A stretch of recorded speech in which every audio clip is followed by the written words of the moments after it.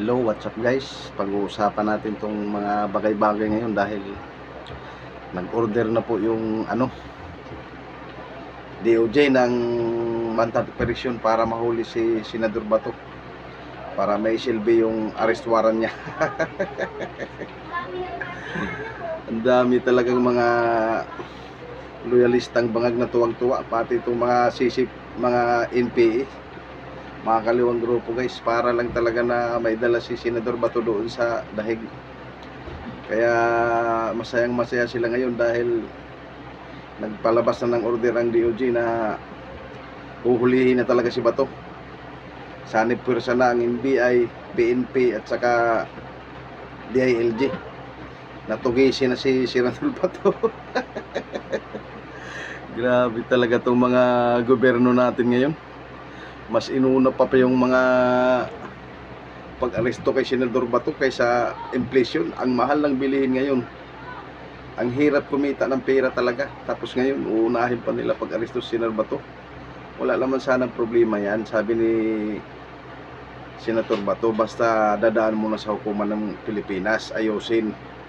Papayag naman siya, nandito litisin sa ating bansa. Hindi yung ipapadala ka sa dahig. Sino bang tarantado na papayag? Kahit ako, hindi ako papayag na doon maglitis. Dito sa Pilipinas, pwede. Wala na nga tayo sa ICC member, nagkumalas na tayo, tapos ngayon pinipilit pa rin nila na valid yung warrant of arrest galing sa ICC ni Senador Bato. Ang dami yung mga legal expert, mga law expert, mga law expert ng mga loyalistang bangag talaga ngayon na bias pag nag-comment sa TV. Lahat na lang nakakabuwisit talaga tingnan. One-sided lahat ng mga law expert pag nag-interview sa TV. Hindi muna nila tingnan kung ano ba talaga ang dapat gawin. Yung nakarang araw nga nagsalita na yung presidente na hindi huhulihin si Bato dahil idadaan muna sa local court. Ngayon talagang porsigido na talaga ang gobyerno na ito na isusunod paghuli si Senador Bato para mabawasan yung boto ng Senado. Ang dami talagang mga ginagawang kababalaghan ngayon itong gobernong ito. Daming tinatakot, kung hindi susunod, kakasuhan. Sus, ano ba yan? Anong klaseng bansa to? Dapat muna unahin nyo kung paano mapalago ang ekonomi ng Pilipinas dahil bagsak talaga ngayon ang ekonomiya ng Pilipinas. Tingnan mo nga yung US dollar ngayon, napaka-weak ang ating peso kaysa dollar. Ang taas na ng dollar ngayon, umaabot na ng 62 pesos ang $1. Tapos ngayon kung ano-ano pang kabulastugan ang ginagawa ng gobyernong ito. Kayo, gumawa na lang kayo ng tama sa mga ginagawa nyo. Yung gobyernong ito, hindi yung inuusig nyo yung kalaban nyo sa politika. Lalo na itong impeachment na to. Ang dami sanang priority sana para sa ikakunlad ng mga kababayan natin. Inuuna pa talaga yung politika. Ayun, breaking news.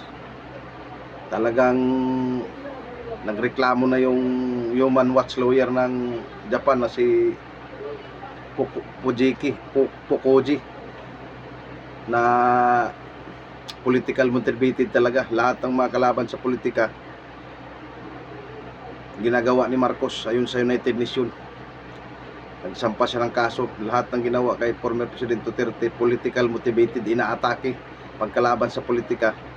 Talagang binabanatan ni Marcos Jr. Nagsampa siya ng reklamo doon sa United Nations para petisyonan itong ginagawa ni Marcos Jr. sa mga kalaban niya sa politika. Grabe talagang paghihirap ng bayan natin ngayon. Puro ang hirap kumita talaga guys. Ako guys, normal na tao lang ako. Kanina naghanap buhay ako pagbiyahe ng tricycle. Kwento ko sa inyo magkano na lang ang kinikita ko sa biyahe ko.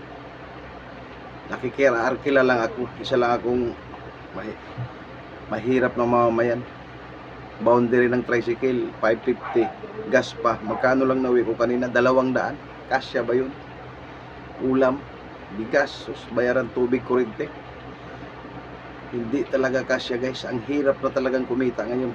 Kahit anong gawin natin pagsisikap, talagang matumal na ang pasada namin dito. dahil ang mga tao taghirap talagang kumita ng pera. So yun muna guys ang update natin ngayon, dahil maraming nangyayari talaga sa bansa natin na gusto ko no, huhulihin talaga si Bato. Ayun, hulihin nyo si Bato sa Davao. Ando na yun, magtago yun sa bundok para magpahuli yun. Hindi naman basta-basta masama yun, magpahuli yun, dahil general yan eh. So yun lang muna guys ang update nating araw na ito. Daming nangyayari sa bansa natin na puro mga kabulastugan ang ginagawang administrasyon to guys. Puro kabulukan, ayaw na lang nilang magtrabaho para bumuti ang bansa natin. Ang mga mahihirap, may ahon man lang sa kahirapan para gumanda ang buhay. Mas inuna pa nila yung mga walang kakwenta-kwenta, mas pinapaboran pa nila yung ibang lahi kaysa Pilipino. Walang kwenta tong administrasyon na to guys talaga. So yun lang muna guys ang update natin ito. Grabe talaga tong administrasyon na to, inaatake ang mga kalaban nila sa politika. So yun lang muna guys, bye bye. Siya nga pala guys, huwag niyong kalumitan mag-comment sa video natin ito para bilang suporta sa YouTube channel natin o di kaya sa Facebook natin, para maraming makapanood guys. Paki-share nyo tong video na to para malaman ng mga kababayan natin itong mga ginagawang kabulastugan tong Marcos administrasyon na to. Yung mga loyalistang tanga, loyalistang bangag, suporta pa rin yung suporta kahit mali ang ginagawa ng administrasyon ito. Hindi naman yung flood control, hanggang ngayon hindi pa rin natukoy kung sino ang may sala talaga sa paglimas ng pera ng kaban bayan. Inuuna pa nila yung mga politika, kalaban sa politika. Hindi nila inaaksyonan yung 18 Marines talagang nagsasabi ng totoo. Hindi nila pinatawag sa Blue Ribbon Committee ni Senador Lacson dati. So ngayon guys, malalaman na natin dahil bagong majority na ngayon. So shout out sa inyong lahat sa walang sawang pagsuporta dito sa YouTube channel ko na Mr. Bin TV, at saka sa Facebook page ko. Maraming salamat sa inyong lahat.